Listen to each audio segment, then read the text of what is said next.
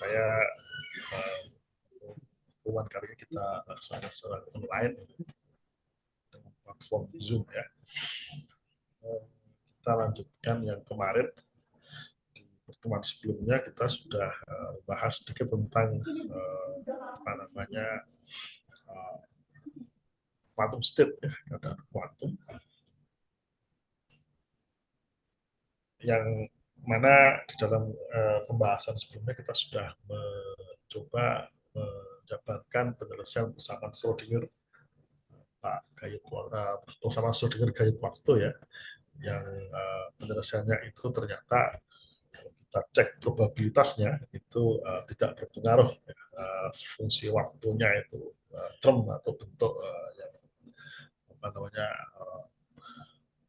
eksponensial kompleks yang memberikan fungsi waktu ya. Di sini ya ini tidak berpengaruh terhadap probabilitas sistem ya.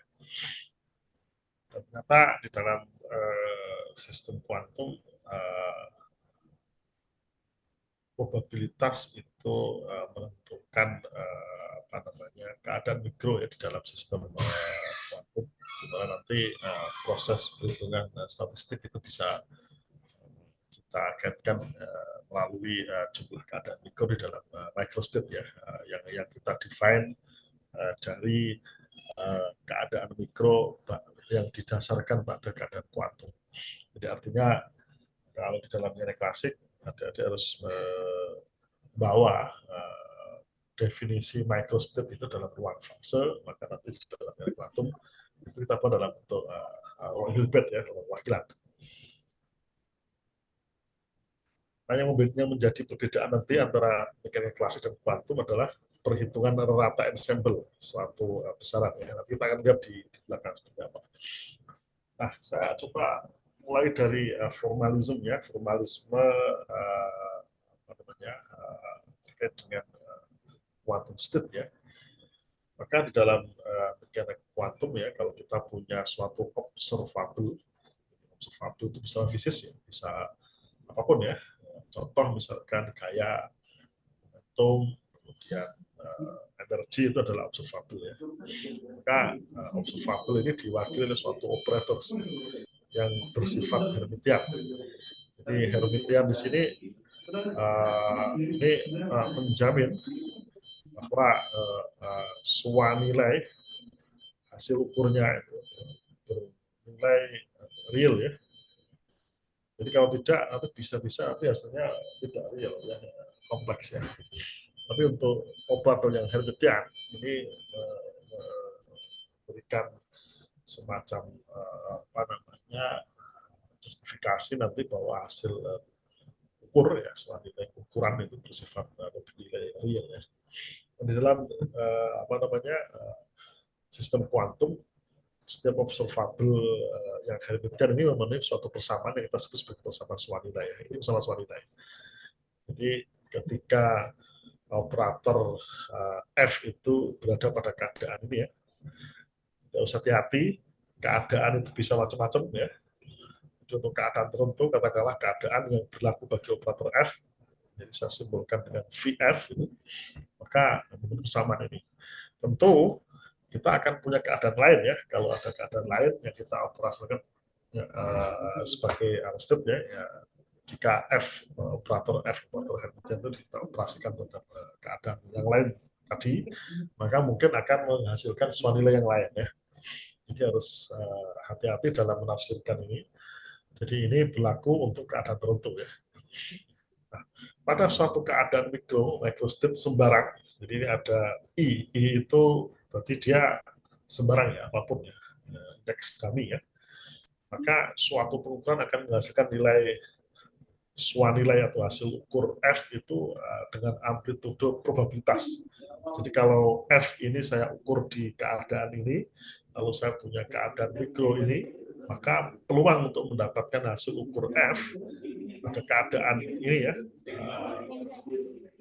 F pada keadaan mikro CE ini, maka memenuhi persamaan ini ya, produk skala ya. Jadi VF saya kenakan dengan CE.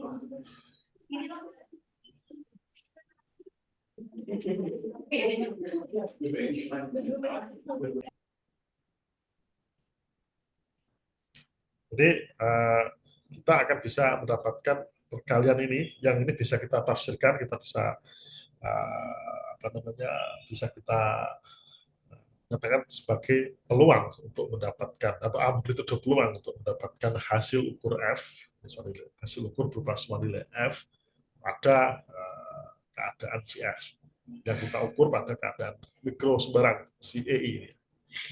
Dalam bentuk notasi integral, ini kan produk skalar biasa. Dalam bentuk notasi integral berarti perkalian antara bagian ini kompleks function dari VF dikalikan dengan CE ya. Jadi berbeda dengan mekanika klasik ini, notnya bahkan untuk suatu keadaan mikro tertentu yang dapat diperoleh hanyalah distribusi probabilitas ya, untuk suatu kemungkinan. Jadi akan ada semacam distribusi probabilitas ya. Ini adalah salah satu kemungkinan ya, karena kita ukur pada keadaan VF untuk semua nilai F. Tapi untuk semua nilai yang lain atau untuk keadaan yang lain bisa jadi berubah ya.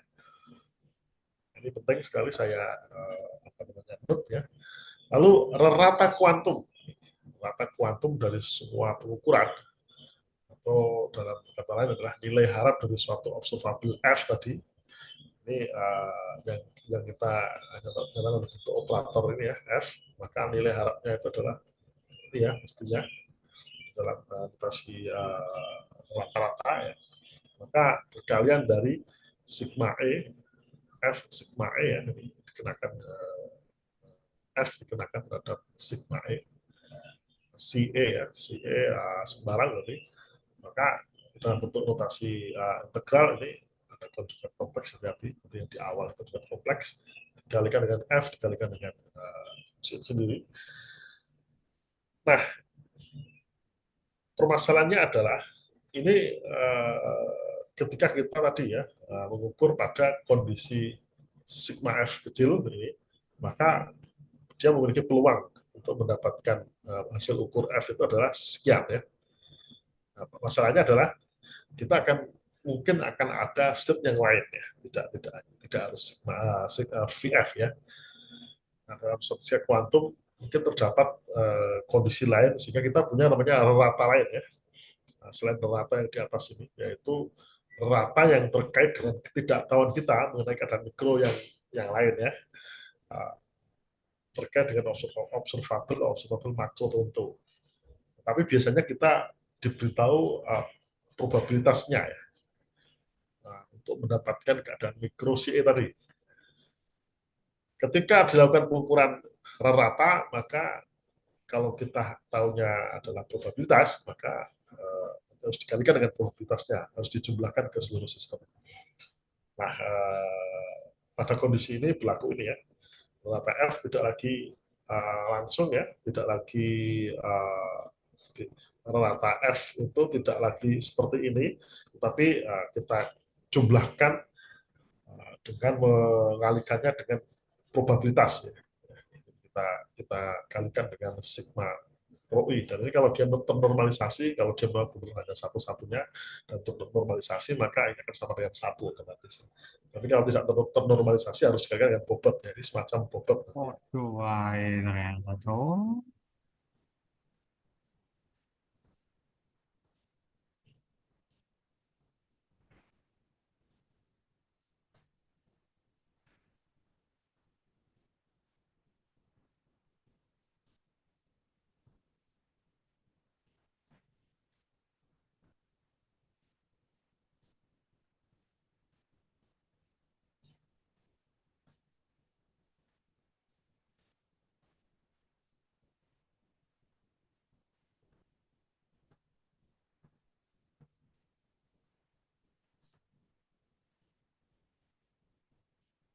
Oke, kita lanjut ya.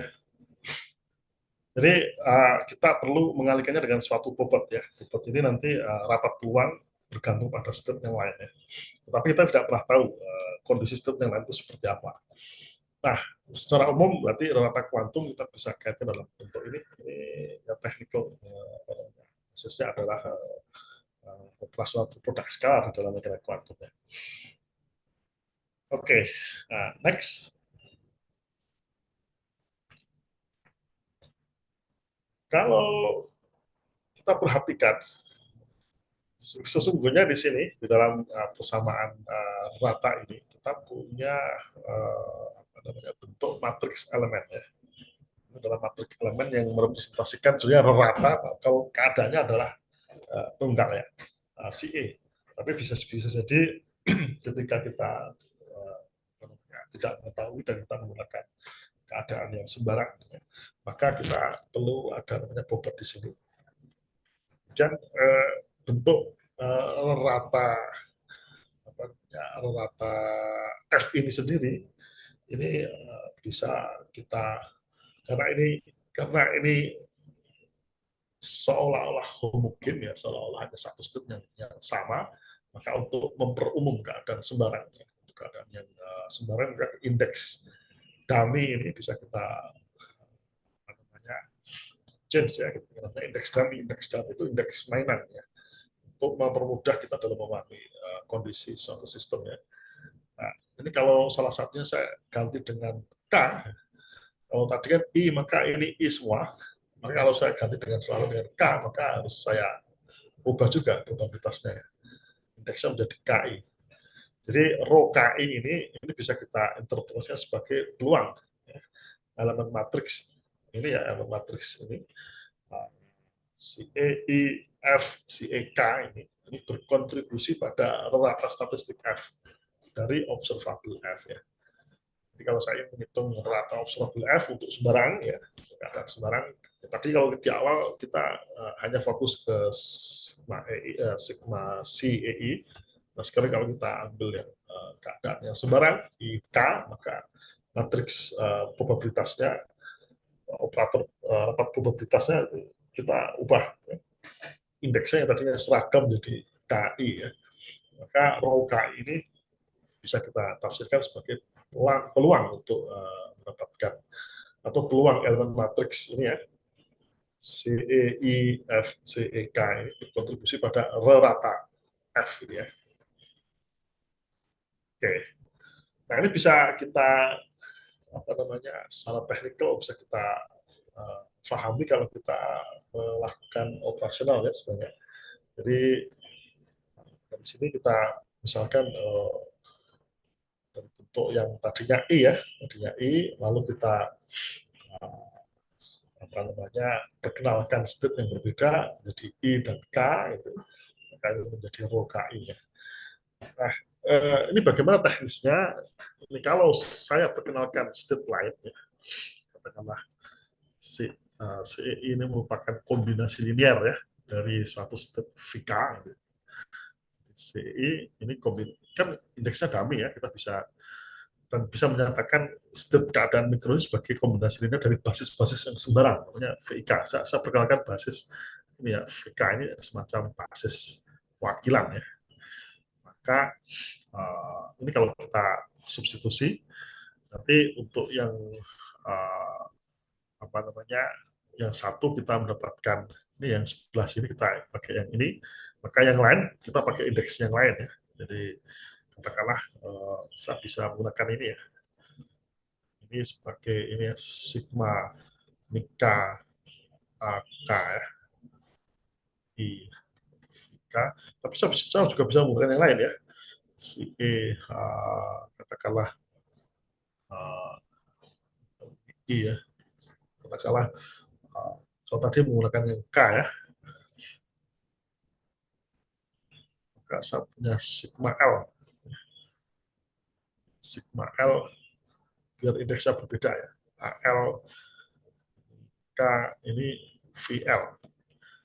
Jadi yang satu saya substitusi ini nih, yang satu saya substitusi ke sini, yang K, yang L saya substitusi ke sini. Boleh.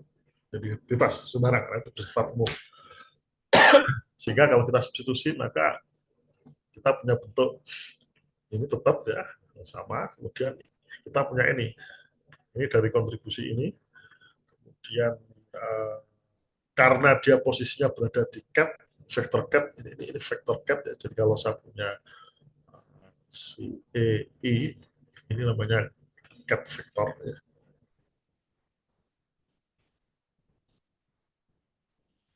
Jadi si EI ini namanya cat vektor ya. Dan kalau saya punya kebalikannya, ini adalah vektor ya.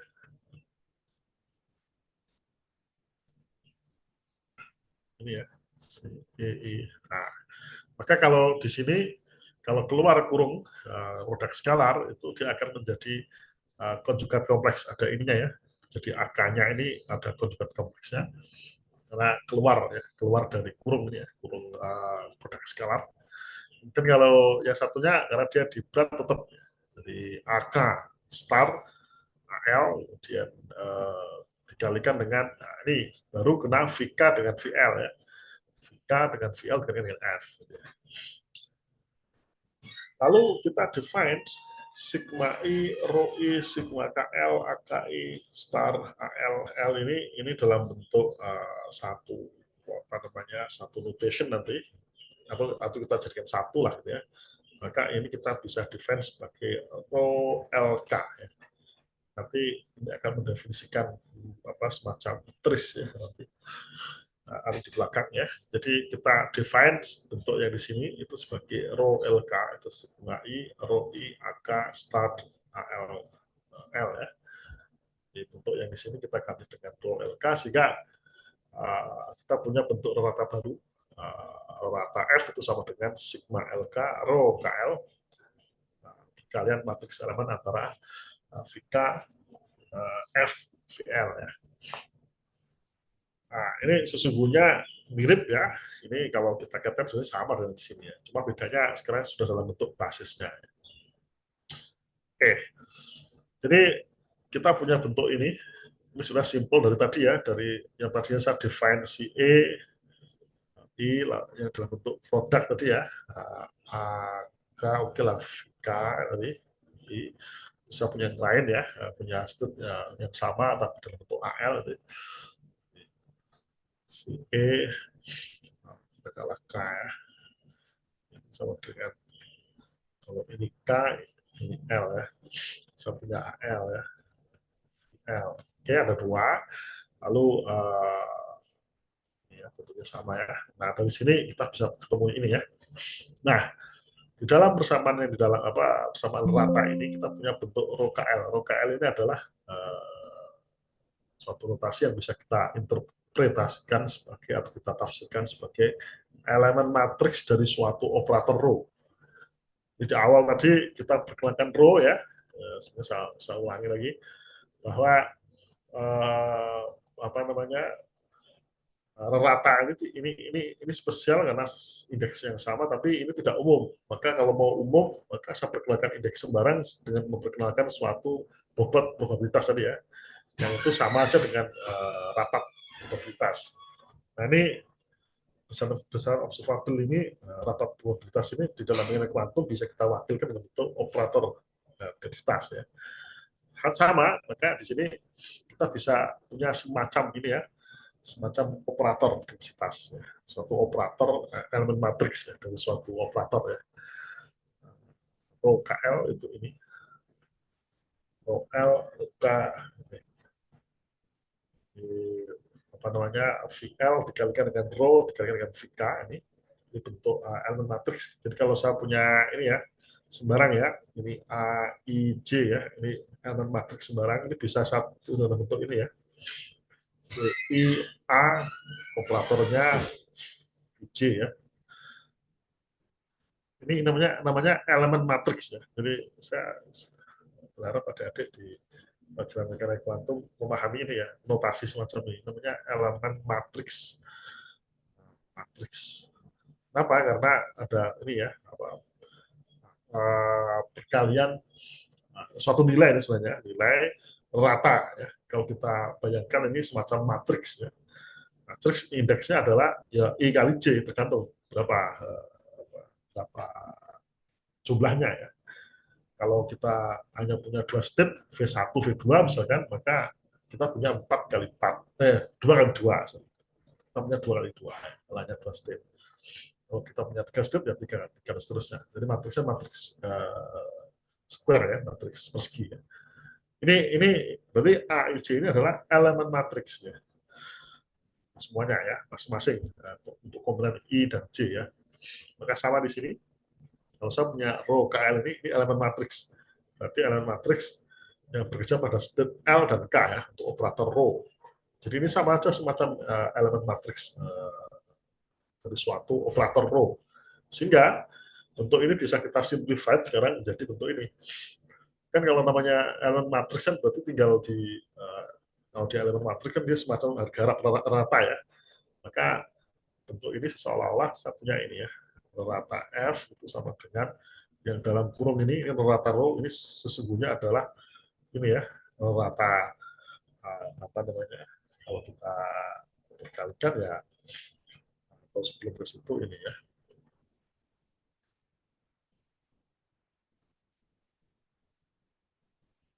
Saya punya VL row VK ya, nanti saya kalikan dengan, saya hapus aja ini.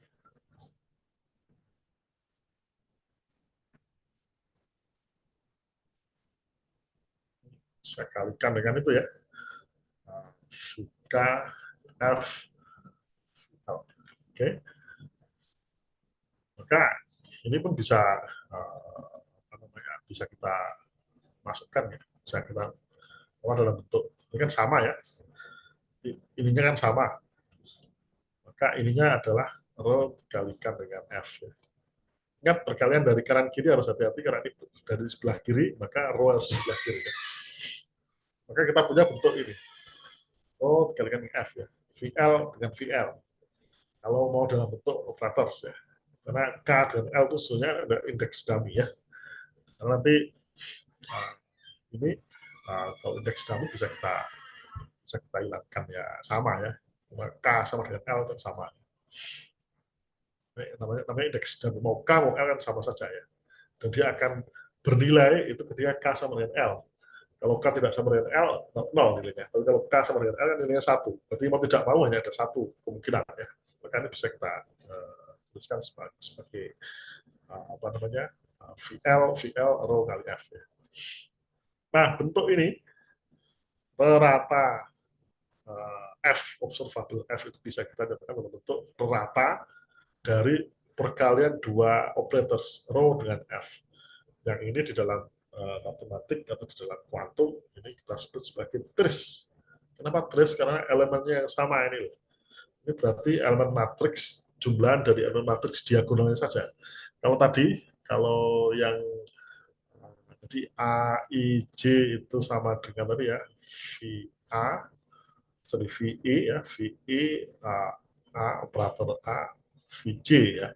Berarti ini kan I dengan J sembarang, berarti matriksnya kalau kita ambil kita punya A11, A12 dan seterusnya ya, A21 seterusnya itu ya. Tapi kalau untuk kasus yang di sini, karena ini hanya satu basis yang sama, L dengan L ya, maka hanya komponen diagonal yang dijumlahkan. Maka kita sebut sebagai trace. Trace itu dalam matriks itu adalah komponen diagonal. Oke, dengan catatan di dalam proses tadi sudah saya buat di sini bahwa berlaku indeks dummy tadi ya. Jadi untuk ada perkalian VL, VK, tapi kan ini akan bernilai 1 jika L sama dengan K. Berarti untuk semuanya selain itu akan 0, maka yang tidak 0 adalah ketika L dengan L atau K dengan K ya. Sama saja kita ambil salah satu. Maka otomatis kita punya ini. Jadi kesimpulannya, jadi operator row atau kita sebut sebagai operator kerapatan ini adalah operator semacam apa namanya, rapat peluang ya, yang sesungguhnya berperan dalam menentukan rata. Jadi sebelum, kalau di dalam mekanik klasik ya rata itu dikalikan dengan apa namanya, rapat densitas, maka rho ini semacam rapat densitas dalam statistika klasik. Jadi kita bisa apa namanya, menyatakan bahwa operator rho itu disebut sebagai operator kerapatan, operator densitas. Kemudian elemen matriksnya di sembarang basis ini adalah tidak lain adalah peluang elemen matriks dari observable F itu sendiri, yaitu ini ya, semacam ini, kontribusi pada rata statistik dalam basis ini. Jadi harus hati-hati dalam melihat basis. Itu nanti di pertemuan berikutnya ya, kita akan coba bawa ini. Jadi di sini nanti selama kuliah, selama pertemuan ini kita akan membahas ini untuk memberikan penjelasan tentang pentingnya operator densitas yang nanti berperan dalam proses statistik. Tapi kita belum tahu bagaimana proses statistiknya. Proses statistik nanti kita bangun dari teori ensemble. Kita akan coba jelaskan di pertemuan offline aja ya. Ya tidak ada salah paham ya. Ini ketika saya ngajar online semacam ini saya khawatir juga ada salah paham ya. Nah, saya pikir saya berkhusnudzon Anda sudah punya basis tentang mekanika kuantum ya. Saya anggap Anda sudah memahami, tapi saya hanya pelan-pelan mengulang saja ya. Jadi kita punya ini ya, bahwa rata observable itu bisa kita nyatakan dalam bentuk trace dari suatu perkalian rho dengan F. Ya. Dan rho itu adalah probabilitas elemen matriks dari suatu observable F. Oke, sekarang kita coba kaitkan dengan rata kuantum. Ya. Kita kaitkan dengan nanti ada namanya keadaan murni dan keadaan campuran. Oke, di slide sebelumnya kita punya kesimpulan ini ya. Nah, secara umum dalam mekanika kuantum, kalau saya punya operator sembarang O, maka saya bisa menghitung trace O. Trace itu tadi ya lacak atau elemen diagonal ya, jumlah dari elemen. Jadi trace itu ini teknisnya adalah jumlahan dari elemen diagonal. Contoh ya, contoh mungkin saya harus kasih contohnya ya. Contoh, ini saya kasih ini aja.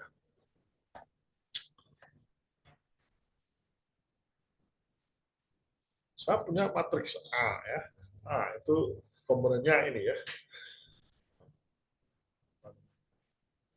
Katakanlah A11, A12, A13, A21, A22, A23 dan seterusnya. Dan A31.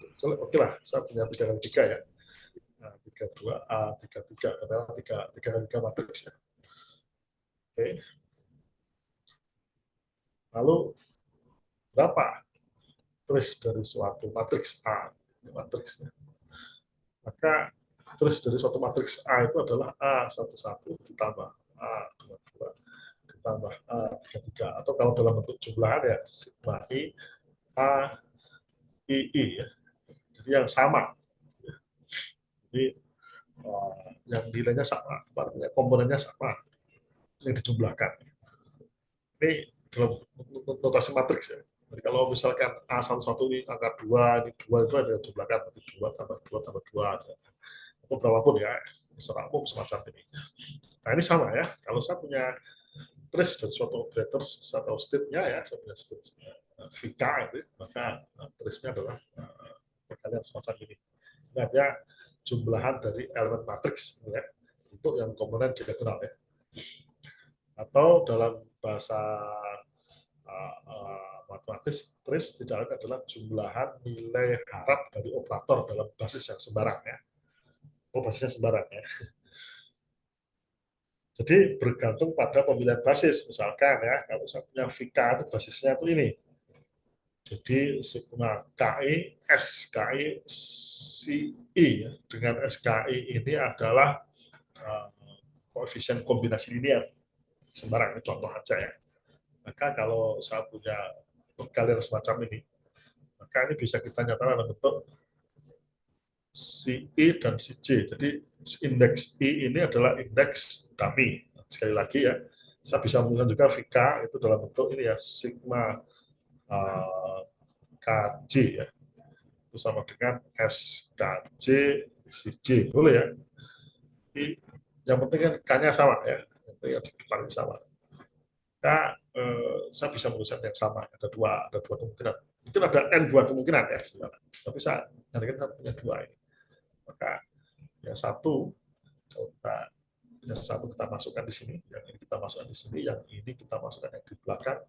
Nanti yang SKI ini dia merupakan komponen dari vektor atau vektor cat ya. Vektor cat itu kalau keluar pagar produk skalar itu nanti menjadi konjugat kompleks elemen koefisiennya. Ya. Kalau yang berat tetap saja ya, SKJ. Maka ini bisa kita keluarkan, lalu kita punya CI, OCI, ini ya, dikalikan dengan delta IJ.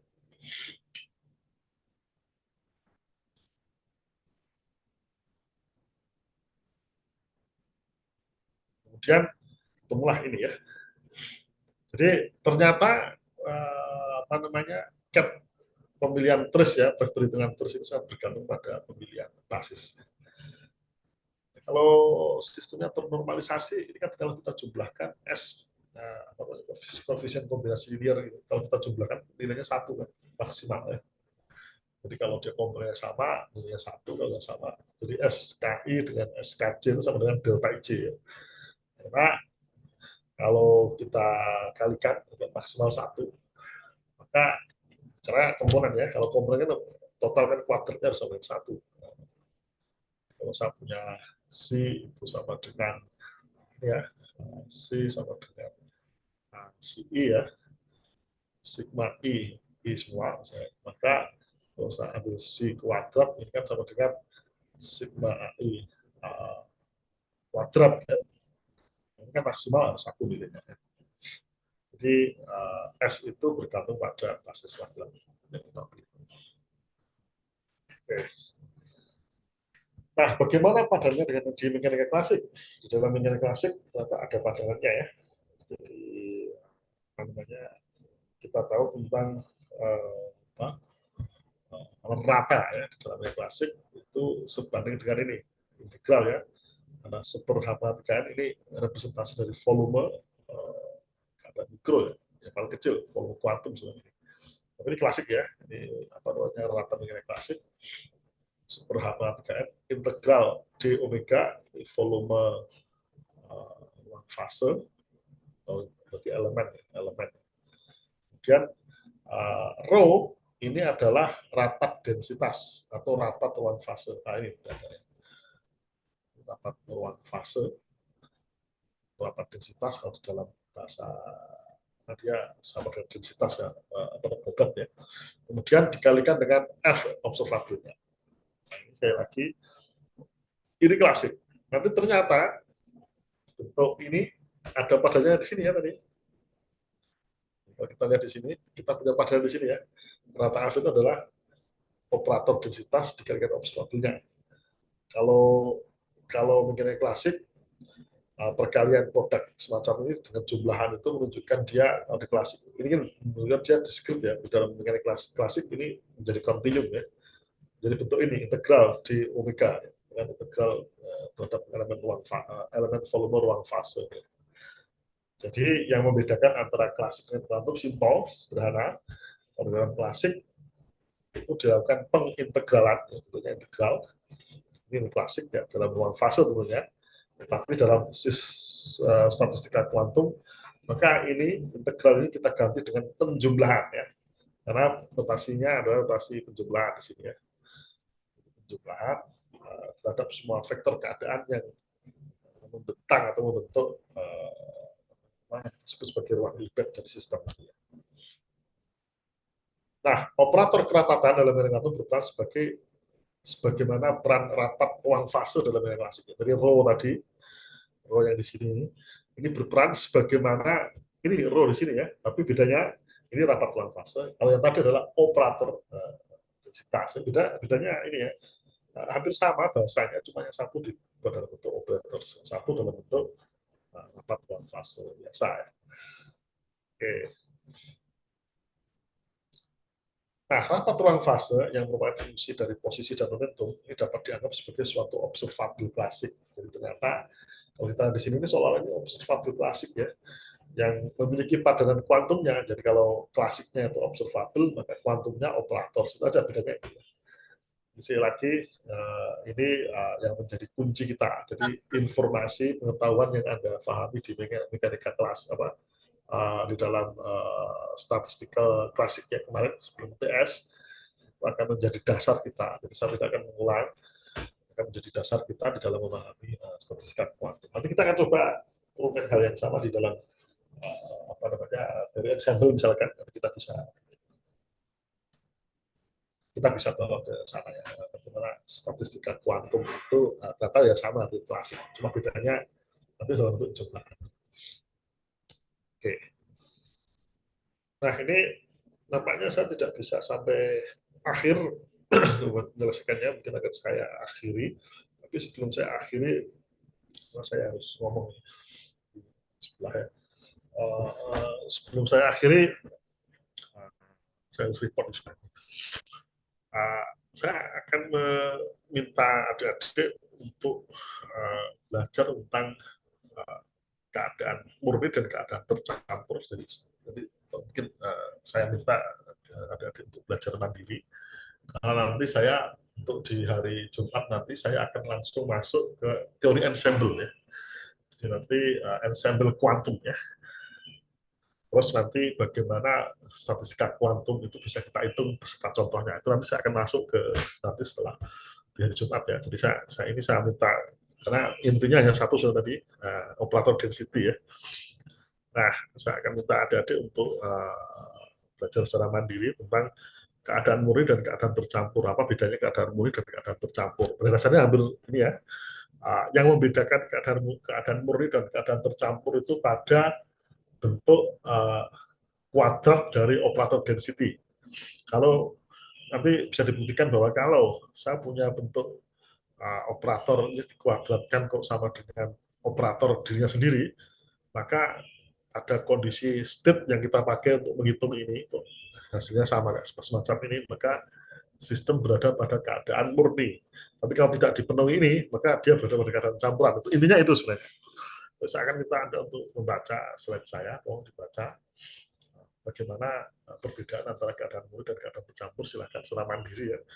Lalu nanti apa namanya, Anda coba secara spesifik kalau kita memasukkan state yang berbeda, apakah serta merta itu bisa kita bisa kita nyatakan sebagai keadaan murni atau keadaan campuran. Silakan bisa dipelajari ya. Nah, mungkin yang penting adalah adik-adik secara mandiri bisa memahami bahwa dalam statistika kuantum yang berperan untuk menjelaskan atau untuk menjembatani statistika kuantum, statistik thermodynamics itu nanti melalui operator density yang bisa kita, dimana rata kuantum itu bisa kita nyatakan untuk operator densitas tadi ya, perkalian antara trace dari suatu operator densitas dikalikan dengan observable operator yang kita tinjau itu ya. Nah, silakan nanti bisa dipelajari, simple, ini nggak sulit, ini hanya main-main otak-atik sedikit apa namanya matematis, saya tidak akan secara detail. Nah, di pertemuan hari Jumat nanti saya akan masuk langsung ke teori ensemble ya. Jadi ini saya kira nanti bisa kita skip ya, kita bisa masuk. Jadi, karena yang kita butuhkan hanya operator density ya. Kita bisa masuk ke pembahasan statistik ya, yaitu operator kerapatan statistika kuantum. Kita masuk ke apa namanya teori ensemble ya. Bagaimana menjembatani keadaan mikro dalam quantum state itu kita bawa ke makroskopik ya, besar-besar yang terukur ya. Nanti termasuk diantaranya bagaimana menghitung entropi dan seterusnya ya, kita bawa ke sana. Saya kira itu untuk meeting hari ini. Maaf ini saya tidak bisa sampai full 2 jam, jadi kita ketemu lagi secara offline di hari Jumat saja lebih enak apa namanya saya menjelaskannya di papan tulis ya, biar lebih familiar ya itu hitungannya ya. Saya kira itu. Terima kasih. Kita ketemu lagi di hari Jumat. Kita akhiri. Assalamualaikum warahmatullahi wabarakatuh. Waalaikumsalam warahmatullahi wabarakatuh. Terima kasih, Pak. Terima kasih.